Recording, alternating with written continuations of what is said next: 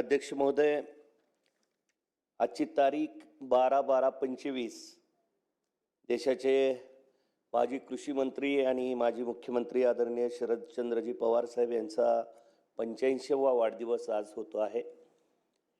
हे यासाठी सांगायचं आहे की आमच्या भागामध्ये भूकंप झाला 1993 30 सप्टेंबर आणि लगेच 24 ऑक्टोबरला त्या ठिकाणी पुनर्वसनाचं काम सुरू झालं होतं। या राज्यामध्ये सप्टेंबर ऑक्टोबरमध्ये पाऊस सुरू झाला, पॅकेज घोषित झालं। आज डिसेंबर 12 तारीख आहे तरी देखील शेतकऱ्यांना पुरेशी मदत मिळालेली नाही, ती मिळाली पाहिजे। शेतकऱ्यांसाठी अनेक मागण्या या ठिकाणी करण्यात आल्या, त्यात विशेष अशी मागणी मी या ठिकाणी आपल्या समोर करत आहे। शेतकऱ्यांसाठी कृषी महामंडळ स्थापन करावे। शेतकऱ्यांच्या प्रश्नांसाठी 3 दिवसाचं विशेष अधिवेशन बोलवण्यात यावं। शेतकऱ्यांना कमीत कमी सलग 10 तास वीज दररोज मिळावी। शेतकऱ्यांबद्दल एका कवीने असं म्हटलेलं आहे की देश डिजिटल झाला तरी भाकरी ऑनलाईन येत नाही, शेतकरी जगवतो देशाला तरी श्रेय मात्र घेत नाही। दिवस बळीराजाचे यावेत, त्याचे सारे सण चांगले जावेत, राज्य अन्यायाचं जावं, राज्य बळीराजाचं यावं। बिबट्यांबद्दल आपण कालपासून चर्चा ऐकतोय। वन्य प्राण्यांमध्ये मोर, वानर, डुक्कर, रानडुक्कर, हरिण या वन्य प्राण्यांमुळे शेतीचं प्रचंड नुकसान होत आहे। या वन्य जीवांमुळे झालेल्या नुकसानीला नैसर्गिक आपत्ती गृहीत धरून नुकसान भरपाई देता येईल का याचा विचार करावा। शेतकरी, निसर्ग आणि प्रशासन यांच्या कात्रीत सापडलेला आहे।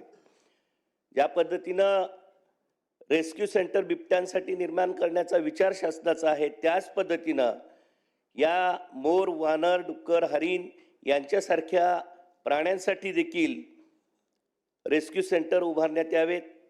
या प्राण्यांची गणना करण्यात यावी, यांची संख्या मर्यादित ठेवण्यासाठी उपाययोजना करता येतील काय याचा विचार करावा। त्यासोबत महाराष्ट्रामध्ये शालेय पोषण आहार, अंगणवाडी पूरक पोषण आहाराचा दर्जा अत्यंत निकृष्ट असणे, त्यामुळे कुपोषणात वाढ होऊन अनेक भागामध्ये बालमृत्यू व गरोदर मातांच्या मृत्यूमध्ये वाढ झालेली आपल्याला दिसते। अशा बाबींकडे गंभीरतेने लक्ष द्यावं ही विनंती मी या ठिकाणी करतोय। माझ्या मतदारसंघातील लोहारा तालुक्यातील बहुतेक शेतकऱ्यांचे फार्मर आयडी काढण्यात तांत्रिक अडचणी आल्याने ॲग्रिस्ट्रॅकमध्ये शेतकऱ्यांचा डाटा फेच होत नाही। ही तांत्रिक अडचण शासनाला वारंवार कळवून देखील याकडे संबंधित विभागाचे दुर्लक्ष झाले आहे। या संदर्भात योग्य ती कारवाई करावी। राज्यातील 165 शाळांमधील आश्रमशाळांमधील शिक्षकांचे गेल्या 22 वर्षापासून अनुदान थकीत आहे। त्यांच्यावर उपासमारीची वेळ आल्याने धाराशिव जिल्ह्यातील आश्रमशाळेतील शिक्षकांनी, संस्था चालकांनी राष्ट्रपती महोदयांकडे इच्छामरणाची परवानगी मागितली आहे। करिता दिलेल्या शब्दानुसार या आश्रमशाळांना तात्काळ अनुदान वितरित करावे। उमरगा लोहारा तालुक्यातील अनेक तलाठी कार्यालयांची मोठी दुरुस्ती, छोट्या मोठ्या गावातील अंतर्गत रस्ते, त्या गावांना जोडणारे पूल यासाठी योग्य तो निधी या ठिकाणी उपलब्ध करून द्यावा। उमरगा शहराच्या पश्चिमेस असणारा अरुंद पुलावरून मोठ्या प्रमाणात रहदारी होते, याला पॅरलल 2 मिनिट साहेब, याला पॅरलल पूल बांधकाम करावा। त्यासोबत केंद्र राज्य सरकारच्या वतीने TETसाठी शिक्षकांना वेटीस धरले जात आहे। शिक्षक कोणत्याही परीक्षांना घाबरत नाही, कारण तो प्रश्नपत्रिका तयार करतो, परीक्षा घेतो, त्याच्या पूर्वी 2 वर्षाचं DED, त्याच्यानंतर BA, MA, set, net, PhD सारख्या कायम परीक्षा देत असतो। आता शिक्षकांच्या मागणीनुसार ही TETची अट शिथिल करण्यात यावी। 5 डिसेंबरला राज्यातील शिक्षकांनी 1 दिवसाचे आंदोलन केले होते। त्या शिक्षकांचा 1 दिवसाचा पगार कापण्याचा आदेश माघारी घेण्यात यावा। कला, कार्यानुभव आणि क्रीडा निदेशकांची नियुक्ती राज्यामध्ये करण्यात आलेली आहे। त्यांना प्रति तास 250 रुपयाप्रमाणे त्या कार्यानुभव निदेशकास 6000 रुपये इतके मानधन दिले जाते ते वाढवण्यात यावे. यांना पूर्ण वेळ काम देऊन कमीत कमी 20,000 इतके मानधन करण्यात यावे. स्वातंत्र्य सैनिकांच्या पाल्यांना नोकरीत घेणे, त्यांना इतर सोयी सुविधा देणे या संदर्भात माननीय उच्च न्यायालय यांनी 6 नोव्हेंबर 2024 रोजी दिलेल्या निकालाची अंमलबजावणी करण्यात यावी. राज्यातील पोलीस पाटलांचे मानधन वाढवणे, त्यांच्या कुटुंबियांना कॅशलेस क्लेम लागू करणे, त्यांच्या परवान्याचे नूतनीकरण